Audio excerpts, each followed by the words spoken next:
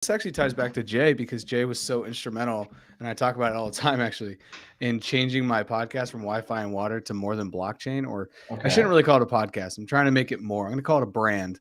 And I think branding is really, really important. And I the need to words you look for decide to brand. use are important. Words are important. Hmm. And as I'm Hmm. being onboarded on into Mercy Corps as a global nonprofit, language, vocab, the entire thing is so important. And the way that you'll talk about Web3 to donors may be different that you talk about Web3 to people that are in Web3.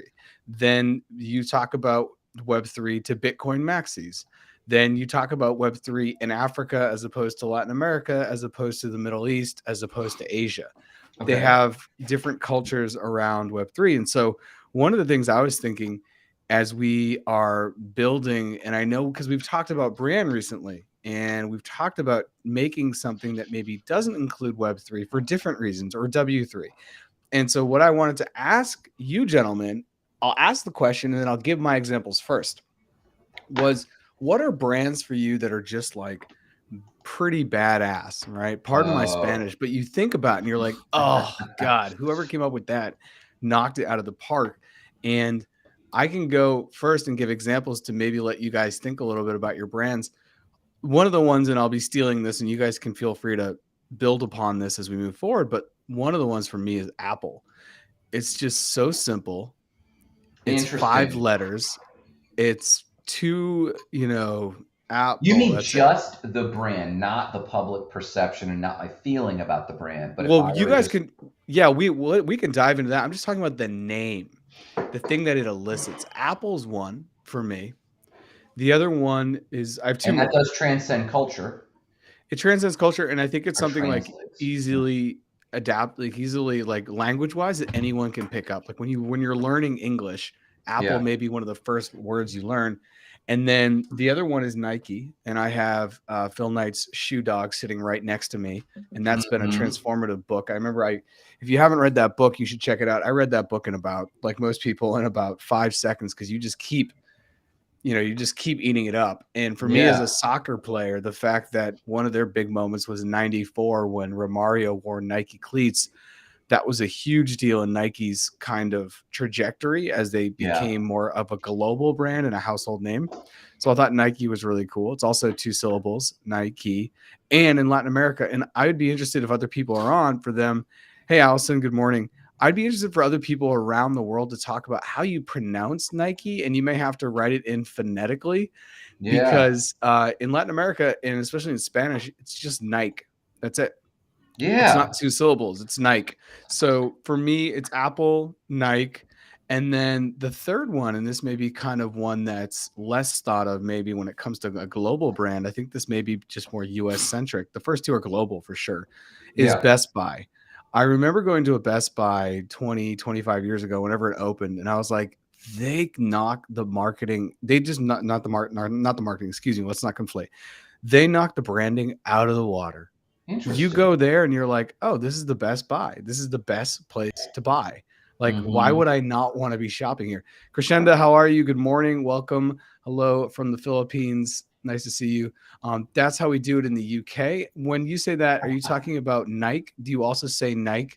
I think honestly, saying it Nike is a very like North American. When I say North American, I'm referring not to Mexico in this context, even though it's part of North America, just Canada and the United States. So, Yeah. Jay, I'd be interested in saying kids how they say it because the Caribbean is really the top of Latin Mm. America. But so those are my okay, yes. So Nike. So those are my kind of like three that I was thinking about because as we are in our own Interesting. evolution of rebranding or rethinking how we want to call something and maybe Yeah. making it something that's a little bit more global, Yeah. uh, and then building whatever tech we want underneath. That's really interesting. And I also think, and I'll just blabber on for a couple more seconds here. Sure. Um, hey, how are you? We can say Nike. Okay, Kanak, nice to see you. I wonder if you could extrapolate that phonetically. Is it Nike or Nike? There you go. Exactly. So okay, so because anyways, this goes back to many conversations I've been having as I've been onboarding into I'm really kind of when it comes to Mercy Corps' Yeah. philanthropy side. You Yeah. have, I think they're in 42 countries, and they do work all over the world. Yeah. And we've just been having a lot of conversations about how do we brand ourselves?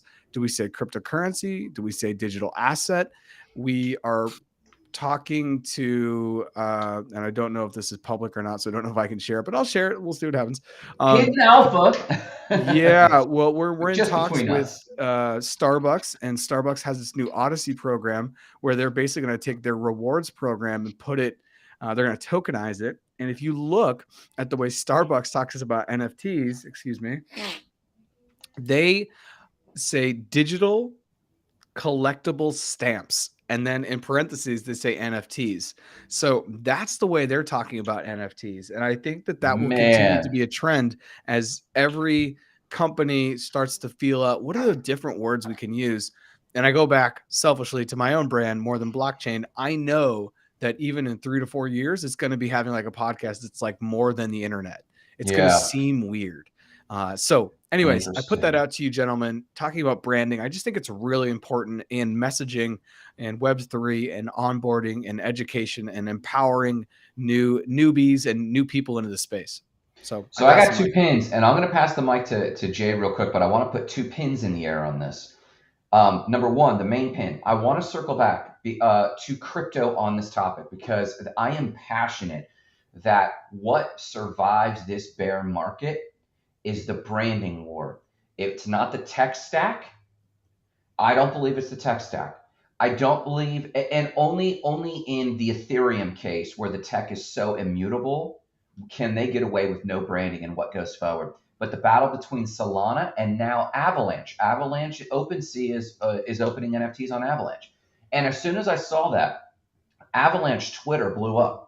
And I don't know if you follow Avalanche at all, but it has an extremely tight following because of its brand, and it's been able to maintain its integrity even though things like Wonderland kind of blew up on it and exploded. Avalanche maintained its integrity from a brand perspective. So I want to put a pin in how brand is affecting the cryptos that survive. I think more than operational efficiency in the next bull run or in this bear market. I think even more than operational efficiency and executive power, I think brand will win the day. So I'm going to put a pin in that real quick.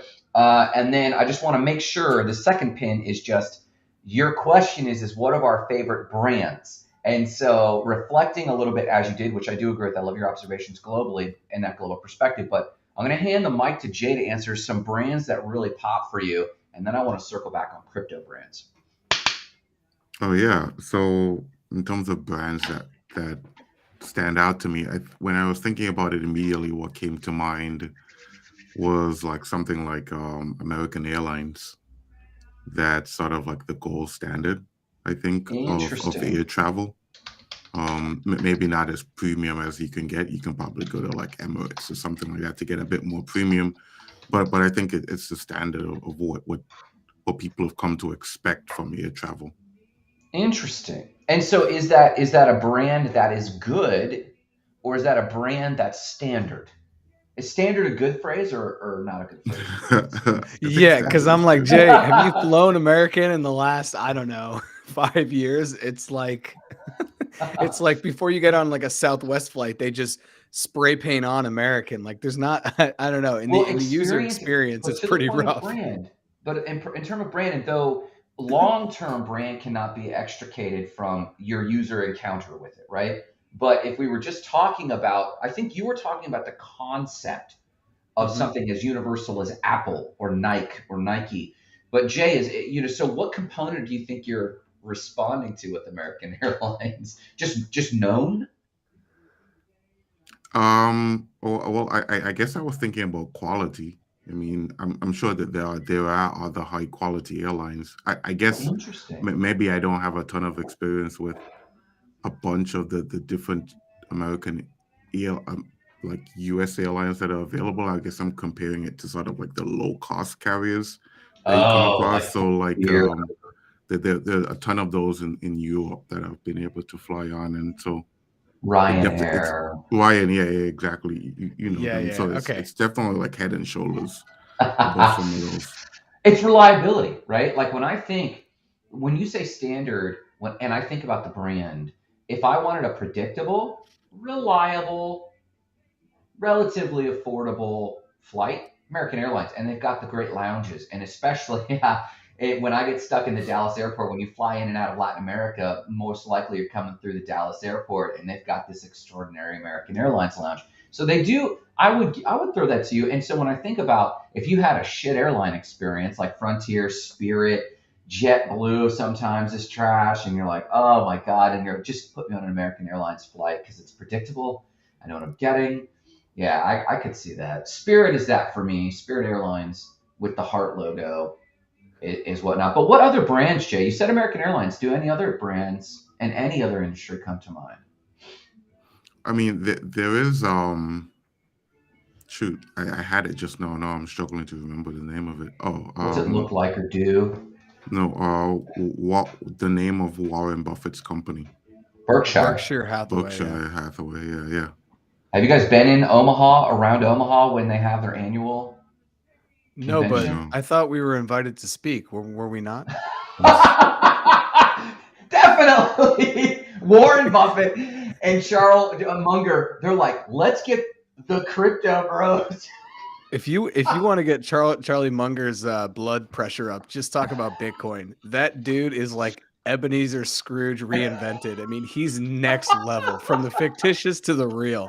Whenever I see Charlie Munger hate on Bitcoin, it like in my soul, I just go buy some more sats because it's next level. Any old man that is so tied into TradFi, oil, and like whatever else that guy's into, I'm like, this is the biggest buy signal every time he opens his mouth. And but anyways, it'll be interesting for us to talk at their annual event. when they talk about like replacing Warren Buffett, and then the screen cuts away to Charlie Munger, and you're like, that dude's like 50% older than this guy. You know, at least in spirit. At least Warren Buffett's like, I'm eating cheeseburgers, motherfucker. It's like Charlie Munger hasn't eaten or taken his hand out of like the buy button on his like Vanguard 500 index fund in like 25 years, you know? So I don't know. What a mess, dude. I wonder who's going to take that over. That's for sure. I just want to take Charlie Munger. I want to be like, my guy, you're a billionaire probably. Give me a cool 7 figures. Give me a milli. Let's put it on Avalanche now. Yeah. And then let's see it go 20x. And then let's see how you feel about that. Yeah. Because man, his like anyone who hates on crypto as an investment, I'm like, just if you buy it and you buy it in the gully and you wait for the peak and it's going to take some years and it's going to be hard and your friends are going to think you're crazy. You're going to think you're crazy. But once you weather that, like, who cares? And I just don't think Charlie Munger, a guy who's been living in the Vanguard world, when he's like, 15% annually gets him excited. Like, okay, let's go 5x because that's easy money in crypto. Well, what's interesting, I can understand. I am not a value investor. I can understand when a value investor from the Benjamin Graham School. Fun fact about Benjamin Graham, people don't know this. And just before he died, he wrote a follow-up on The Intelligent Investor. And he said, my techniques will not work today. And like, people don't follow him. He was actually a kooky eccentric. If you actually go check him out, go read his Wikipedia page. It's very interesting. But I'm not a value investor myself. But if someone, my brother, for example, Heath, he's a phenomenal guy. He is weird because he lives like 95% in value investment land, but he has jumped on speculation with me. He's jumped on some Polkadot at the worst time. You know, he's fine with some measured risk, but he is a fan of value investing. And when I think about valuing crypto, I don't hold it against these guys because when their rubric is predictable growth, not growth, just because something is low, like Avalanche or any crypto right now. Like, what is aside from Bitcoin, I think of all the cryptos that could have a value investing model, like, can I measure supply and demand and utility and function and future benefit and predict growth? I think Bitcoin of all of them and Ethereum of all of them really have the best argument for value investing, but I don't hold it against someone to look at something like Avalanche and go, what the fuck do I start measuring this? And I don't even mean technical. I'm not talking technical trading. I'm talking value investing. Have either of you read The Intelligent Investor? You're familiar with it? Yeah. No, I I haven't read haven't. it, but I think Avalanche is an interesting one, and maybe we can transfer into that conversation about Yeah. crypto, because I think we all have, if we had to put like our money on a horse in a race, we may all pick different horses in crypto. Yeah. And we've still talked about, we've been playing with that idea for a while about, and I think maybe we'll launch it in 2023 in the depths of the bear market, because then in 2 years, we're Yeah. only going to look like savants. So I'm, That's true. That's that's true. actually, it's the best time to start this, put your flag on the hill. It's interesting with Avalanche though, because I got into Avalanche just through Wonderland, and actually I Yeah. blame that on you. But that was a great learning experience, and I still hold Avalanche. And I just think it's interesting from a brand perspective to Yes. think about an investment with Avalanche when its name is Avalanche. Yeah. Like an avalanche implies something is falling very rapidly, Yeah. Or right? snowballing. It's the way that Or at Carlos. least that it's gone wrong. Yes, something is on a disaster level. People may die.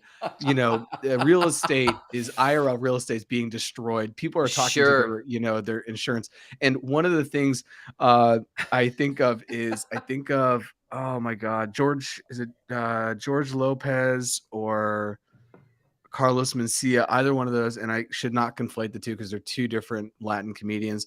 But I think it's George Lopez. He talks about how when the quote gringos, essentially the white man, created cars, and why you never saw a Latino buying them, and how clearly in the 80s they didn't care about it's 70s or 80s, they weren't worried about the Latino vote, right? They weren't worried about the Latino wallet. And now as we get into the political, at least the political turn here in the United States, it's like, how do we get the Latino to vote? And he's like, well, you can't have a car that's called the Chevy Nova, because Nova is Nova, right? No Latino is going to get in a car that means no go. And I always think about that. So when I think about Avalanche, I'm like the same thing. But and when you look at the emoji for Avalanche, like if you're on Twitter and you see an emoji used and it's referred to the red blockchain, red always means stop, right? And then if you look at the logo, it's almost like a yield sign, but red. So it's almost like kind of like a stop sign. And it's supposed to be a red mountain, as Avalanche is. So it's totally valid. But this is proof about branding, which I find very interesting, and at macro about branding. If you can own what people are saying, about you, even if it's negative, and turn that into a badge of honor, and successfully make that turn, then you've taken the power of their ability to use that thing against you. And so, wait, what is this? I love this. Jessica, world's best blockchain. So it's totally valid that Avalanche has that potential, but this is what I like about Avalanche now being on OpenSea, and it's been a slow and steady blockchain. It's been like, it hasn't gone down like Solana. It has raving fans. It's got a strong brand amongst the developer community. So I guess this circles us back. And if we come up with more of these brands to answer your question, that's great. But we're already talking about crypto and branding. So let's turn this into a question. And to the audience watching as well, we would love your input here. To the gentleman here, what are the strongest brands in crypto? And it could touch any facility of crypto, but what are the strongest brands in crypto? Let's answer the strongest brands in crypto question, and then come back to Allison's prompt, because I'm very interested by it. Allison, please go ahead, please. Yeah, or do you want to? I was going to ask, like, who's anti-crypto? Yeah, and is that? Yeah, it seems like a question, but there's no question mark. I almost feel like Allison's like poking the bear a little bit, and I like it. So let's keep. Are you referring that one of us are anti-crypto, Allison? And we'll answer the other question: the best brands in crypto right now, and what makes that brand strong to carry us through the bear market. But if you could expound, do you think one of us is anti-crypto, or you mean someone else is like in general? People in general, could the be haters anti-crypto. Yeah. Okay, so go ahead. What do you got? Jay, Jared. what's a Jared. super brand, super strong brand for you in crypto? Like when you think about it, like, and let me preface this: a cool brand. And if you notice, I hardly ever wear anything on my shirts. I don't like things on my shirt. It's just kind of like, I don't know. I'm kind of like a Doug. You guys have never met me, but I wear the same thing all day, every day.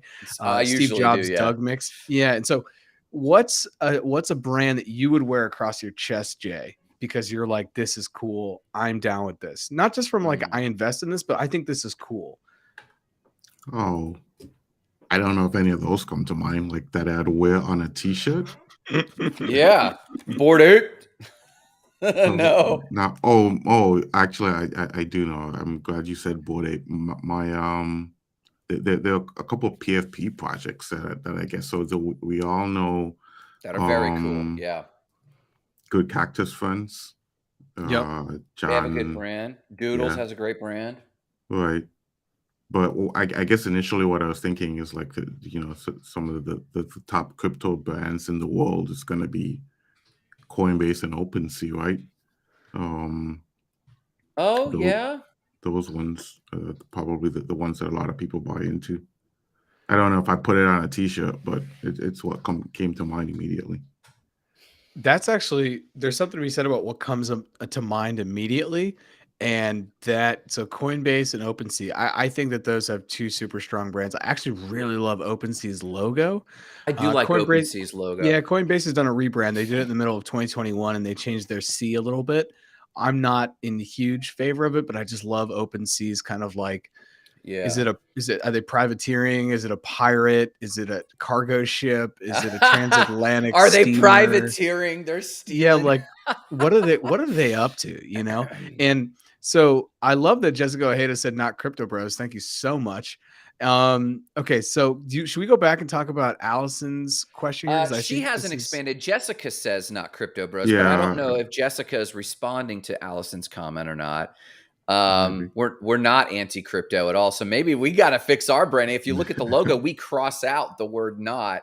And so maybe we need to improve our branding. But I think Jessica knows me well enough. She knows me well enough to know that.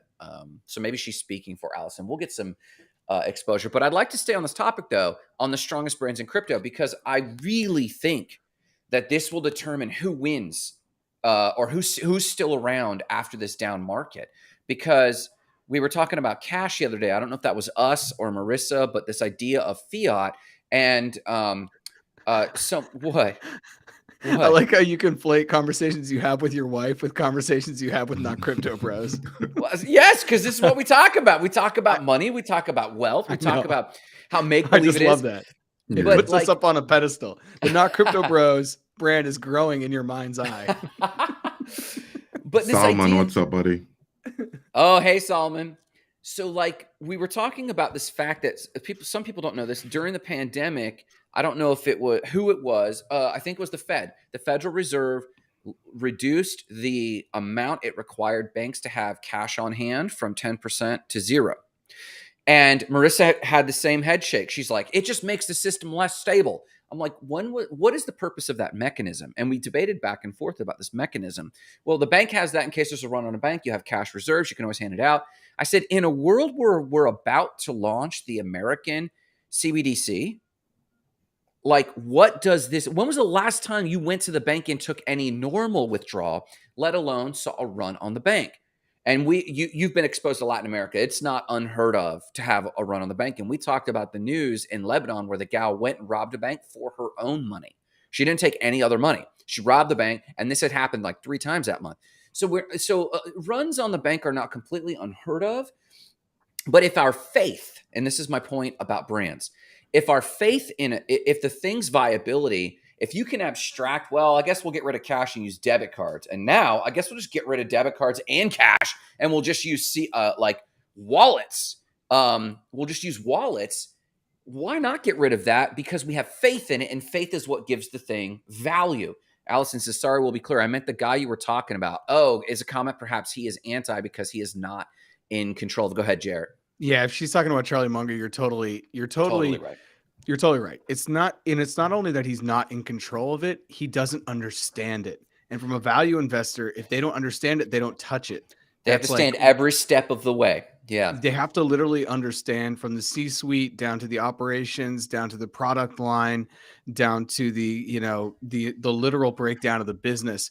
And so people don't understand crypto because everyone is completely different. Every single project is its own, basically, for lack of a better word, Tesla, because it's moving at the speed of light and it's constantly being changed by market forces. And so, Yes. yeah, it's totally that he's not in control of his understanding of it, which is the same way of That's saying right. he's not in control of it. So Yeah. you're 100% right. But I Grant, agree. let's go back to your, and thank you, Allison, for clarifying that. Thank you. Let's go 100%. back to what you were saying. So with the brand, because this is so key. So my to point where about crypto faith. is. So I was talking about cash, and the only reason cash has value is because we have faith, and now we have so much faith in American cash, the US dollar, even as up and down and goofy and conspiracy as it is, blah, blah, blah.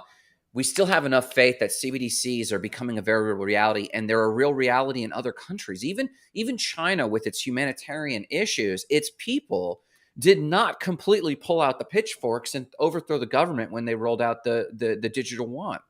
And so we are in a world where faith carries things through difficult times. And so we're in a bear market, and a brand allows us, a strong brand means we have faith in that thing.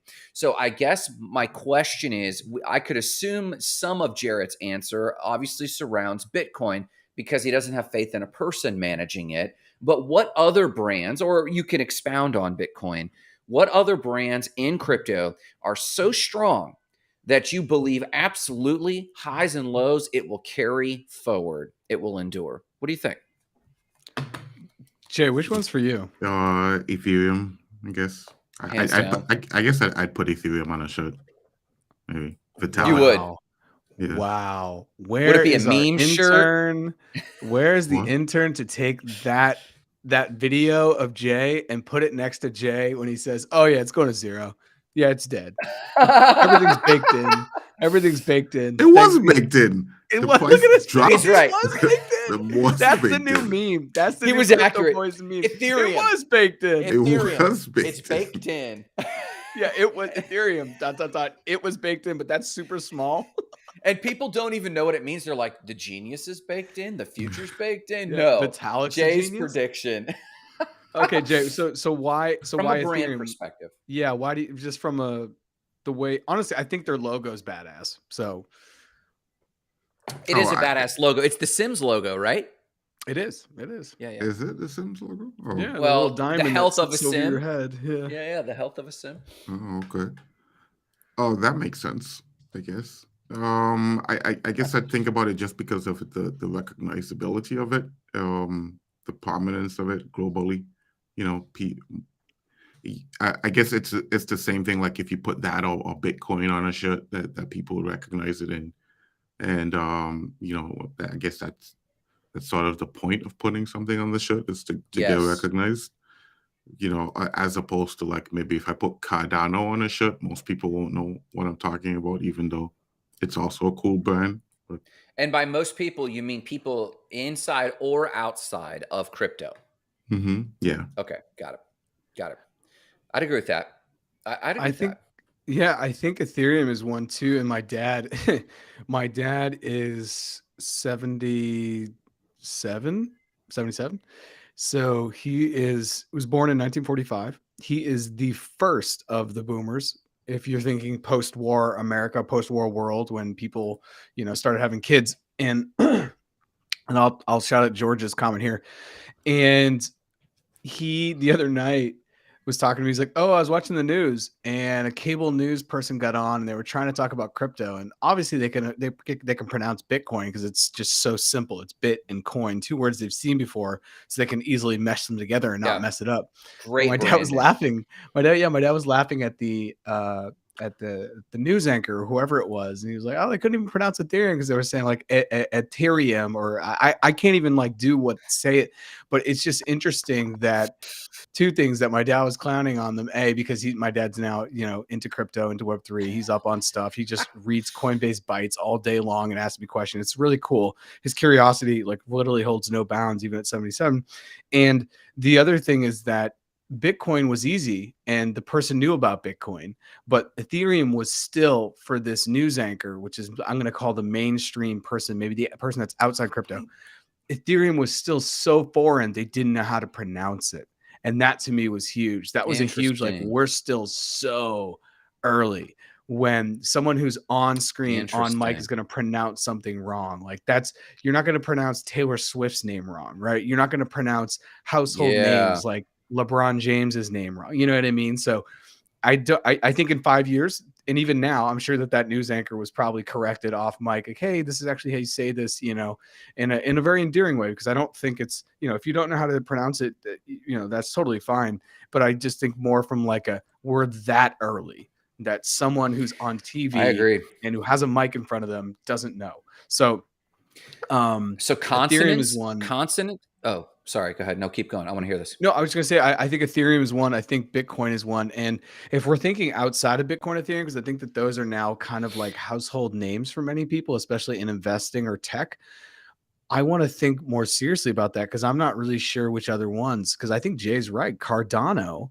if you asked people on the street and you made up 5 other names and you had Bitcoin, Ethereum, and Cardano was put in there, they'd probably get Yeah. Bitcoin. They'd definitely get Bitcoin. They'd probably get Ethereum. But would they choose some other made up name over Cardano? Probably, because it just sounds like some word from, the Romance language is not in English, that you're not really sure what it means because it ends in an O or an A. Mm-hmm. I think you need an extra decade for every syllable over 2 syllables in a brand for it to be established. So like Bitcoin, consonants, like any brand on the planet, if you can get consonants, especially the k, whether it's K or C, into a brand like Nike, then it's huge. Or even the P in English, for English brands, mind you. But consonants actually transcend English speaking brands. But like even the P in Apple has like a P like to it. And I know that sounds silly, but if you can get 1 or 2 syllables into a brand, it's huge. Add to that a consonant, it's absolutely huge. So Bitcoin, I think, is huge. But then also, if a brand says what it does and has the visual cues to correlate to what is known, Tether. For better or worse, Tether has a good brand. Now, it has a waning reputation because of the news that's been coming out. And so this is where brand and reputation, like occurrences and press releases, this is where they kind of fight it out. But like, it's green. It looks like money. It says what it does. It is tethered to the US dollar in theory, right? And so from a just from a passerby, Tether, I think, is actually a super strong brand. And then the other one, Ripple. It's fun to say. The logo stands out. We're not really sure what it does, but talk about public perception. It stood against Goliath in theory, even though it's actually part of the system and it's not as decentralized and all of the other things going on with it. In theory, it was David to the SEC's Goliath, and it's just standing tall. It's like that kid who always got picked on in the playground, and the bully comes up, and the dude just has a stiff neck and is looking up at the bully. It's like, bring it, just bring it, and you suddenly have massive respect for this person. 2 syllables, Ripple. I really think those brands are strong brands. Now let's talk about alternate chains. I Well, want to think. let me go add ahead, something Jay. in there for you. Please. So I think you're right on the 2 syllable thing. But one thing that we know about brand psychology is that there are like masculine words and feminine words. Yes. And feminine words tend to be more popular than masculine words. And so a feminine word is a word that ends in a vowel. And so think like Nike or Nestle. These end up being really popular words, and that translate into popular brands as well. Ethereum. That's interesting. And I don't know how much Google. that correlate. Huh? I was gonna say Google, right? If it ends, does that count? It ends in a vowel. Yeah. Oh, it ends but it does. I think it's not the vowel letter, it's the vowel sound. The enunciation. Got you. Okay. Got you. Interesting. Nike. Go ahead. Yeah, I want to get back to George's comment, and Jay, I think that that's a really brilliant comment, because I know in like romance languages, and I watched a video on this. It was just talking about how if you have a, it was talking, how do I? It was talking about the idea that the feminine or the masculine, especially like in Spanish, for example, and between the romance languages, like Spanish bridge is puente, el puente, and so it's masculine. And so when people describe a bridge, they'll say it's strong and whatever, and they'll really go into like gender stereotypes. But then if it's something that's with a feminine article, then they'll say it's, more beautiful, more trustworthy, maybe more reliable, and really touch on Interesting. like the mother, more feminine, or more feminine archetypes. And I always Mm, thought that was really interesting. So I do think you're spot on that, like, the way we think about it, masculine and feminine, will shape our kind of endearment towards it, maybe. And so, but to interesting. talk about George, he says maybe Matic, which is Polygon, with the strides Polygon is making. And this is something very interesting, because the company is Polygon, but the token, or the thing, the the coin, or the crypto, and I struggle The with if token. it's a crypto or a token, because I Mm, like, it's the one that I think that's kind of like in between. um hmm. because it can kind of like make its own, so then it's a crypto, but then it doesn't. I don't know, it's kind of tied into both, in my opinion. But Hmm. Polygon makes Matic, Ripple makes XRP, but Ripple has done such a good job with conflating XRP and Ripple that we think it's the same thing, when Yes. Ripple as a company likes to distance Yes. itself when it's necessary from XRP, Yes. when it's politically kind of better for them, and strategically and optically better. So I like the thing that George said here. And once again, this goes to Spanish. Algo means something. And I love that, because people don't call it Algo Rand. And if you look at the ticker, it's just Algo. So Algo is really catching on in Latin America for a bunch of different reasons. But one of them I have to think is tied to the brand. It's literally called a coin. It's called something. That is super cool. That's interesting. And to this point, I was going to say something. So, like, I love Jay your point about how words end in feminine enunciations tend to take better. It's not a hard rule, but it's a good rule of thumb, and I would follow that. I would follow you with that. Bitcoin doesn't qualify, but BTC does. Ethereum doesn't follow that, but I wonder if the TH in ETH follows that same, meaning the shorthand we end up using for something, and not just because it's the ticker symbol, but that happens to be the case with cryptocurrencies, is when there's a token, we might even choose to reference it based on what you're saying, Jay. For example, Polygon makes Matic. Matic is a masculine word. Polygon, in this definition from a branding perspective, is also a masculine word, but guess what isn't? Poly. I have referred to Polygon as Poly for short for so long, I just gravitated towards it. And I wonder, I'm curious. And the same with Algorand. Algorand almost sounds like a South African phrase, right? But you're right. The word algo just seems to make sense when we say it. It's shorthand. And so as the tribe adopts something, they start to give it a nickname. When you invite someone into, like, I call you Podmaster J, just because that's a bro thing to do. Like, you're part of the tribe, and that's what we're gonna say, right? And so, like, you come up with these shorthands that make sense, and they can have multiple meanings. But I wonder, in crypto, the brands that will survive are the brands that are getting these shorthand, whether or not it's actually the term or not, that align with what you're saying with these kind of effeminate ending or sounding words. And so that's the auditory thing. Are there any others auditory? Because next I want to ask about visual. Which brands visually do you think have stickability? But go ahead before that. Go ahead, Jarrett. Yeah, I want to say George's comment, because I think maybe we actually talk about, before we get to the visual, we Sure. talk about the brand alignment. And Yeah. Algorand is probably doing, other than Polygon, it's doing some of the most work behind the scenes to align itself with big players and make big moves. And actually, Budweiser with FIFA on I have to go look at the chain, and I saved it and I can go look, but they just came out with an NFT last night for the World Cup that I am definitely going to be buying. Not financial advice, but this is like the perfect moment. By 2026, the NFTs around the World Cup are going to be $1 billion industry, but there's only a couple out right now. And I saw this last night, and I'll have to go dig it up.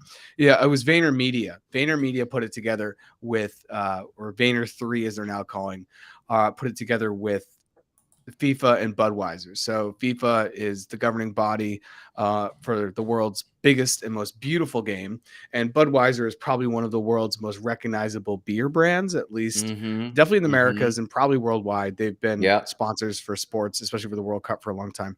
So I think whoever you align with, whoever you stand next to, whoever co-signs you is a huge deal. And I think Algorand, to George's point, Algorand and Polygon are just totally finding themselves in a really good place. So maybe we could talk about the brand partnerships before and companies that you think are doing that well. And this is where, even though I think Bitcoin obviously is probably the best brand, because I think it's the most known cryptocurrency, maybe that doesn't mean it has the best brand, but it has the most brand recognition. Bitcoin is not really, it's not going to partner with anyone. It doesn't have a CEO to sit down with you and make you feel good and say, yeah, we'd love to help you out. And I know this because now that I'm with Mercy Corn, we're constantly thinking about like partnerships that make sense. For example, Algorand is one that we're pretty excited to maybe look into. And that is strictly because they're so good with climate. They come out first and foremost, and they're like, we're going to do this well around climate, or we're not going to do it at all. And as an organization or as companies that are into their corporate social responsibility or their ESG or their outward brand, most brands now know that Gen Z is not going to hang out with them if they're perceived to be destroying the planet. So Algorand's on the forefront of that, and Bitcoin still has a long way to go. Now, I could talk for hours about how I think Bitcoin is actually going to change the way we look at energy for the greener, but most people won't see that, and that's fine. So Algorand coming out and being something that's digestible for people that are totally into supporting climate-friendly solutions, I think allows them to be super nimble. Polygon is also up there. And now going back to Ethereum is now in that conversation because they've been able to say, oh, we've dropped 99.99% by going from proof of work to proof of stake. So my question to you, before we get into the visuals, building off George's point, is what are some brands that you think are doing really good things? And we've talked about Polygon extensively here. We've talked about everything they're doing with Disney down to Starbucks. They're connecting with big brands. Is there something you want to shout out about Polygon, what they're doing, or is there any other brand that you think is really positioning itself well with partnerships? And this is mostly from a branding perspective, correct? Yeah, or just they're standing next to, like, if I walk into the gym and the guy I'm hanging out with is LeBron James, people are going to assume that I'm good at basketball. I'm not good at basketball, but there's the assumption. So who's hanging out? Yeah, who's hanging out? What Web3 companies are hanging out with Web2 companies that have so much social currency? Ripple. Ripple has had its continuous contracts. Now, these aren't hip celebrity brands, so maybe I do need to preface that. They've had their contract with American Express and Santander for years through the rest of the globe, even while they're wrestling with the SEC. In fact, if you fight with the strongest guy in school, if you were to show up as a new kid in school and no one knew you, and you got into a fight with the quarterback and won, there is also an inverse correlation. That's a small quarterback. So the SEC's brand, as being a big baddie, has actually lifted the Ripple brand, in my opinion.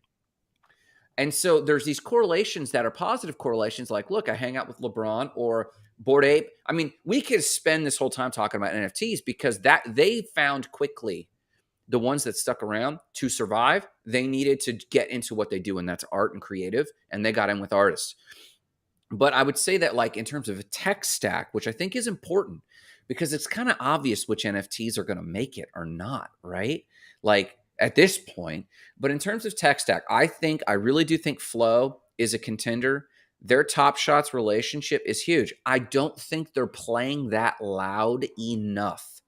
I do not think that they have invested loud enough in their relationships. And hidden alpha. Not many people are going to see this, but like they're launching the La Liga NFT structure, which is kind of huge globally, right? It's not FIFA, but it's La Liga, right? I mean, it's like it's there. And so I think Flow is doing it. I don't think Avalanche is actually not doing great with some of these celebrity partnerships.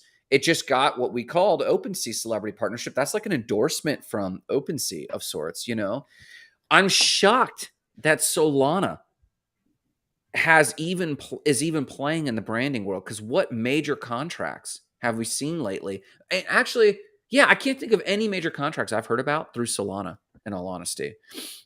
But I do think Ripple, I do think Flow, and Polygon. Polygon just announced. Actually, were you the one to talk about Starbucks launching on Polygon? Was it Starbucks Yeah, that were launching on yeah, Polygon? I believe I brought that up. Their Odyssey program, which is going to be their rewards program, and talking about, as I Yeah, mentioned, I think earlier, their digital collectible stamps is the words that they're using.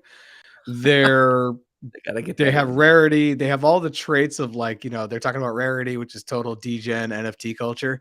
But Yeah, then they're gonna basically be for like the soccer moms of the world that are just going to get their lattes at like 6:30 a.m. to shoulder with sure. the other people in there.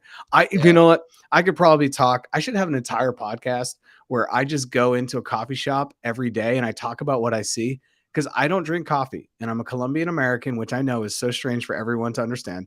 But if you ask me to meet up, like, it's really weird business wise, and I'm gonna go on a minor tangent here. People are do it. like, "Oh, in business, let's meet up at a coffee shop." I get Yeah. so awkward because I don't know how to act in coffee shops. I don't order What does coffee. What? that even mean? I feel it's like my one place on the planet I feel awkward. I would rather go to like a Megadeth or a Taylor Swift concert, two genres of music I would don't really listen to, and I'd pay to be there than have to go to a coffee shop for free. It's just such a weird place where everyone's going to get their they have their little mugs and they're getting their caffeine and they know how to order. It's an entire thing. It's why people find cryptocurrency to be weird, because there's an entire nomenclature and a way you should talk and act and be But and if you were to know. go to a European cafe with no brand, you would know how to carry yourself. Yeah, I mean, it's not like I like go in there and I'm like doing push-ups or doing things that you wouldn't do in a public Suddenly space. start picking your nose or put your hand down your pants. I don't know how to act here. Like No, what? no, I mean, like, there's just like I feel like people go to the coffee shops, like, no one actually does work at a coffee shop. That's my like full stop. You go and I don't know. I've made Anyways, my best deals there. Okay, interesting. no. Making best deals there is different than being productive, right? I'm talking about going to Oh, do work at a coffee shop. Every time I go to my local coffee shop, I don't get anything done because I just see people and I turn into like the mini mayor. So, anyways, neither here nor all right. there. All right. Starbucks is not trying to, they have a relationship with Polygon and they're moving forward. Jay, for you, what cryptocurrencies are, or honestly, Grant brought it up, Web3, like what NFT projects are aligning, or, what in this space do you think is making great partnerships before we get into the kind of the visual? Mm-hmm. You know what? Like, as you guys were thinking about it, I realized that I haven't really been paying attention to the partnerships, and maybe I should, because that's Interesting. probably what sort of plays out in the end. Yeah, actually, as you were talking about it, and this is the sort of how my brain works, I was thinking about it from the perspective of, yeah, partnerships are probably what allow for these chains to survive in the end, just Yeah. because more people know you and you're linked into to prominent projects. I was Yeah. thinking about it from the perspective of like what happened in Web 2, where in my mind, the correlation between blockchains in Web 3 and what happened in Web 2 would be search engines. So search engines were the thing that were really prominent in the beginning of Web 2, and then eventually it boiled down, and now we only really use like two or three search engines like Google, Bing, and I don't know, there's probably some other thing that people use. And I'm wondering to myself, like, will that happen in blockchain as well, where it just comes down to two main chains that we use? So Yes, maybe it's I just think so. Bitcoin and Ethereum, and then the other ones just sort of fall away. But I'm thinking like what would cause that to happen? It seems like it would be counter to the reason why we have crypto in the first place, which is to allow us to decentralize, right? So not just everybody using the same Google search engine. But is that what you think Interesting. eventually happens? That it just comes down to one or two chains? I actually don't agree with that premise, which is interesting. Go ahead, Jarrett. I like this. This is taking my brain in a new direction. Yeah, I Go ahead. like this, and I like the new direction. Maybe we talk about the visuals another day, because that we should Yeah. probably actually be able to show so people Yeah. watching on YouTube or wherever can, for the rerun.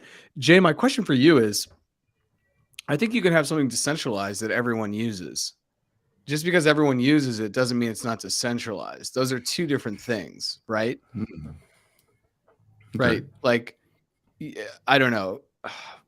I'm trying to think of a really go ahead. good example. That's just more from a theoretical. Like, just because everyone uses it doesn't mean it's not decentralized, right? Like, I can make arguments that Bitcoin is decentralized. Other people could make arguments that it's not. But if everyone tomorrow is on the Bitcoin standard, it's everyone uses it and it's decentralized. So I don't know if those things are necessarily, but I love what Jay's saying here, because I think we have and I'm going to do this in real time, so I'm not making this up here, but if you go to CoinMarketCap, there are 21,330 cryptocurrencies listed. And that's just on CoinMarketCap. CoinGecko and other ones may show more. Well, I'm going to round up a little bit. I'm going to call it 22,000. Now, by the end of this bull run, essentially 18,000 of them are going to be useless. And if you invest in them, then it's just a gamble. That's a pure gamble. I would say there's actually only about 30 to 50 I would actually put big money into. But as you guys know, I'm working on a project called Lunch Money Gems. We're going to dive into some of these really low cap gems that no one talks about. But I'm very interested by what you're saying, Jay, because I can't, sitting here now where we have 21,000 on CoinMarketCap, it'd be so weird if there were only like 90 one day. I absolutely think that's true. It would be weird, and I also think it's probably the future because I do think everything eventually whittles down. Like, so many people have tried to create shoe companies, and they just can't compete.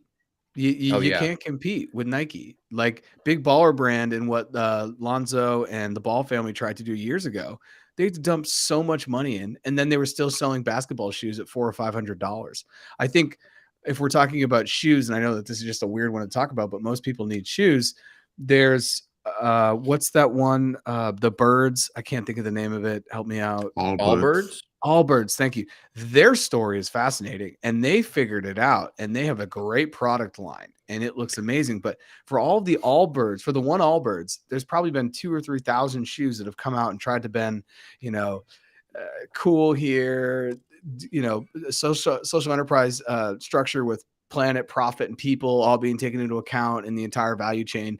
There's probably been 2,000 of them that have just died, right, on GoFundMe, on Etsy, or whatever. So absolutely, my point is totally, I'm with Jay, but it's weird to think that we're only going to eventually get down to a small amount of the current amount that exists. But Grant, you want to build on this? Yeah. So, this is just, I think, anytime someone becomes a true fan of something, anything, a trend, a technology, a sports team, they suddenly enter, or they progressively enter, a world of myopia. And that myopia clicks into their brain where they start living in a Polaroid, meaning I took a Polaroid snapshot of this, and this is how it is. This is how it should be. This is what everyone wants. This is what everyone has always wanted. And it was a massive reveal, and I was a part of it. And it's like, great. But they're fooling themselves. These things always happen in this cycle. There's an innovation. There's probably 15 different premises on why this thing is so innovative. Then it balloons, and the ballooning is everyone experimenting. Brian Naughton posted recently an interesting article about some of the people critiquing Meta Horizons, Facebook's metaverse. And I'm like, yeah, okay, these are valid arguments, but they're almost saying it like complete not him, but the article preceding his was like, this is a complete oversight by Facebook. What idiots. They have so much money. It's like, okay, motherfucker, when was the last time you made any metaverse bullshit ever? And you're here armchair quarterbacking something that's only existed in sci-fi since the 80s, but in reality in the last 6 years? No, this is normal cycles. A technology comes, the thing balloons. There's 2,000, there's 20,000 of them. And then a bear market comes because of saturation, and things consolidate either by survival or they realize they don't actually offer anything except hype. That's normal. And for us to say that, like, okay, of the 2,000 that are listed on CoinMarketCap, By the time the new bull market will come, 20,000. 20,000. I just want to correct you because this is Okay, crazy. yeah. I actually think there will only be 50 we ever pay attention to. That doesn't mean there's not still 20,000 of like, I'm going to hype the next Catgirl coin, Catgirl 4. And of course, there's going to be speculation, but Wall Street Bets showed up on the scene and then disappeared again, but it's still there. It's not gone, but we're talking about mainstream adoption. All that to say, decentralization was a major component of crypto. Cyberpunk culture, cyberfunk culture, huge. But I think what will come out and what will remain is immutable ledgers and distributed computing. But we had that. I think distributed security protocols, definitely. Validator technologies, 100%. Cryptographic protocols, 100%. But true decentralization, we're realizing the average person doesn't give a shit. They care about where they're going to be making money next. Now, that doesn't mean it's going to go away. That just means from a mainstream, what we care about way, the immutable ledger is the thing that will touch it all in a continuous way. And that's what they all have in common. And so developers like Ethereum, they're going to absolutely consolidate into how are we making the next web apps. And that will be the purest, decentralized / cryptographic protocol. And so this is also, I think, for those who are starting to realize they don't care about decentralization, but they do care about the future of crypto, they're going to move towards the Bitcoins and all this stuff. But for those, and there's still a strong group that does care about decentralization, they're going to move towards Ethereum because it's going to be the most socially acceptable, not awkward, decentralized protocol to be a part of. But I think Polygon doesn't care. This is why Ripple's going to make a ton of money. This is why Algorand's going to make a ton of money because they're pseudo-decentralized. I think the immutable ledger is far more important to people. And I believe that as things expand and then consolidate, they consolidate for several reasons. But in the end, they consolidate for economic reasons. How will I survive financially? And that will end up by playing nice with the rest of society. And decentralization or waving that flag too strongly can really be a flag against institutions who have the money. And so I think you'll see a consolidation that way for sure. To me, it's a matter of fact. That's not even like Grant's prediction, maybe not. Like I live in that. I'm investing in that reality. My investments are going that way. I'm turning away from decentralized protocols to the ISO 20022 protocols in my own. And for those who follow me, you can see like I post my trades and they're going that way because I believe in it that strongly. Jay, how important to you is decentralization in your investments in crypto, in your thinking in crypto, like your overall philosophy? I mean, I think it's only important if it's important to the product. Like it doesn't need to be decentralized if it doesn't affect the product in any way. You know, that's a good point. That's a good point. It's an amazing point. It balances out his "it's already baked in" quote for me today, so that's nice. Yeah, that's. But you're right. Like, how many technologies in crypto? And that's a great question. Can you name a technology in crypto that is dependent on decentralization that didn't already exist? Google's decentralized computing. It's been there since the beginning, since they had data centers all over the world. Yeah. I mean, when I first heard of blockchain, I thought to myself, like, yo, databases are already decentralized. Like, what do we need this for? Yeah. I posted this on Twitter and I need to just hang out on Twitter more because it's a place where it's kind of just like my private public journal. I just kind of post in it and then whatever. I'm not like moved by if people like it or not. I'm just like, oh, whatever. Same here. But I said, reminder, this is 15 hours ago. Reminder, not everything today will be better tomorrow with a blockchain solution. However, some things might, which is why it's important to keep an open mind when exploring. And then I have Web3, crypto, NFTs, DeFi, DAOs, dApps. And that kind of speaks to what Jay's saying. Now, I don't want to conflate blockchain with decentralization, but those two ideas, it's the same thing. You could easily add in decentralization into that line of thought, and you're going to be on the right path here. So we are coming to the end of the hour. So maybe we want to do shout outs. If it's cool, I'll start and then you can bring it back and I'll, brag about our socials. My shout out today is probably for anyone that is coming into crypto with an open mind and just staying curious, Yes. a la Ted Lasso. I've been very impressed. I want to shout out Mercy Corps, very impressed with all my colleagues there, because there has been such a willingness to, I don't know, but I want to learn more. I'm curious Yeah. about this. I wonder how this will help us. I wonder how this could help people. And I just think that that is I where wonder with how any this could help technology, people. Yeah. yeah, get outside yourself, not how this can benefit me. I wonder how this can help this community.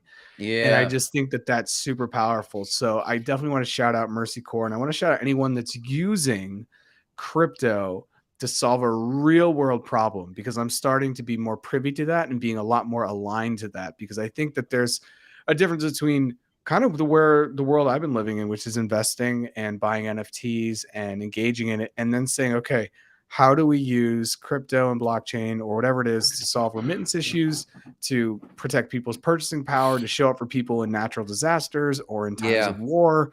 And I'm really excited. So anyone who's doing any of that, and if you hear this, please follow Not Crypto Bros. Reach out to me personally. I'm on LinkedIn. I'm everywhere. You can find me, Jarrett Carpenter. So that's my shout out to people that are actually out there doing stuff. And then the people that are coming into it who maybe don't really know about it and are just interested. And if anyone here, Crescenda, I can't see all the people right here, George, Salman, Allison, if you guys would do us a solid, go ahead and share this show, especially because this one has been talking about brand and maybe a more inviting show that will bring people in and has been less kind of degen and crypto-y. So anyways, Yeah. shout out to everyone there, and thanks for hopping on, everyone. Yeah. Jay, So you got some Jay, shout I'm outs? sorry, Jay, go ahead. No, for sure. Yeah.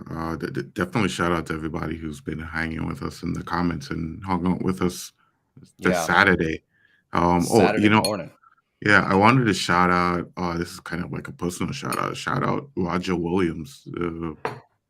I haven't seen Roger this morning, but maybe he's listening silently. We've been talking.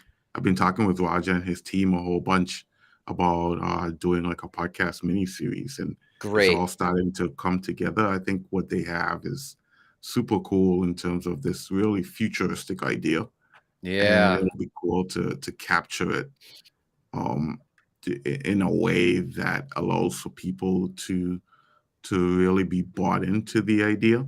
Yeah. And they're thinking about it super strategically. So it's been really fun for me to just be involved in that project. So just wanted to shout him out, and people like that who are trying to figure out how do we use content to promote ourselves and do things a little bit differently in Web3. Yeah. I was supposed to have a call with Roger this week, and we just misaligned by an hour, and I was really sad about that. And he and I are trying to catch up and reschedule already, because I was thinking about him yesterday, because I thought, what a cutting edge technology. And as I do as a business consultant and as an investor myself, I always think, wait, what's holding this thing back?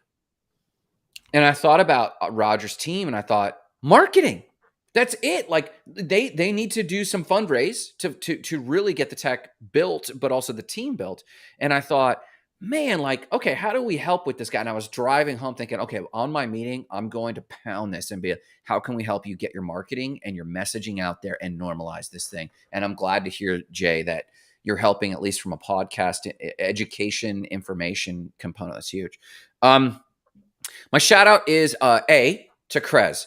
Here's why. Krez, I'm developing a respect of watching her build. A lot of people in the global north, right? A lot of people in the West can look at every other country and think, oh, they're struggling. But the truth is there are very awesome countries doing awesome, very progressive things, more so than we're doing over here. And Krez is in the Philippines, and a lot of people are uninformed on how progressive Filipino people are and people in the Southeast Asia are on all this stuff. And Krez has let nothing hold her back. She's building phenomenal groups in fintech and insisting on development and being an advocate. And so I call her out to also encourage all the other people whose names I don't know, who are out there building and doing phenomenal stuff. And I think, Jarrett, you've said it as well. People who are building real things and are having a bold, fearless look in the mirror of, I was hyping some shit that has no real value. And I just want to build real value in this space because I think it's progressing. So that, and my dentist who decided to punch me in the mouth yesterday. I had an emergency root canal process yesterday. So shout out to my dentist in real life for making that happen. Take us home, Jarrett. Yeah, I shout out to Kashenda. I'd love to connect with you as well on many of these things. And as my work evolves with Mercy Core, it's going to be really cool because I think it's going to allow also the Not Crypto Bros network to grow, and maybe we have people on who are on the ground doing some really cool stuff. So I also want to say, I think you don't have to necessarily be building tech in this space to be building and adding value. And the way to know that you're building, this is how you check yourself if you're failing. If you're not failing, you're not building. Yeah. So people are like, oh, I'm building. I'm like, have you failed? And they're like, no, things have been going well for 6 months. I'm like, then you're not. Like, there's failures all the time. And, there's bumps in the roads and there's things that we learn on. And we in Not Crypto Bros, we're still growing and learning and trying to figure out, where exactly we want to take the content and how we're going to do that. So thank you, everyone. Follow us on LinkedIn, Twitter, and YouTube at Not Crypto Bros. And we will see you on Tuesday at 3:30 Eastern Time. Oh, sorry. Thanks so much, everybody.